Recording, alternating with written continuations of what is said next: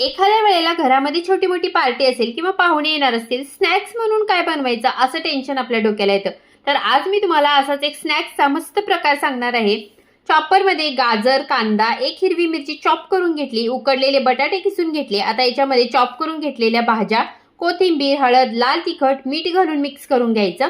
मैद्याची स्लरी बनवून घ्यायची. ब्रेडच्या स्लाइसना एक साईडने बटाट्याचं हे मिश्रण लावून घ्यायचं आणि चौकोनी आकारामध्ये कट करून घ्यायचं. आता हे कट केलेले तुकडे मैद्याच्या स्लरीमध्ये बुडवायचे आणि ब्रेड क्रम्समध्ये घोळवून गरम गरम तेलामध्ये आपल्याला हे सोनेरी होईपर्यंत तळून घ्यायचे. मस्त कुरकुरीत अगदी कमी साहित्यामध्ये हे ब्रेड पकोडे बनून तयार होतात. छोटी मोठी घरामध्ये पार्टी असेल तर टेन्शन कशाला घेताय किंवा बाहेरून समोसा वगैरे कशाला ऑर्डर करायचा. घरच्या घरी असे हे ब्रेड पकोडे बनवून बघा, जबरदस्त टेस्टी लागतात आणि पाहुणे मंडळी तर तुमची तारीफ केल्याशिवाय जाणार नाहीत.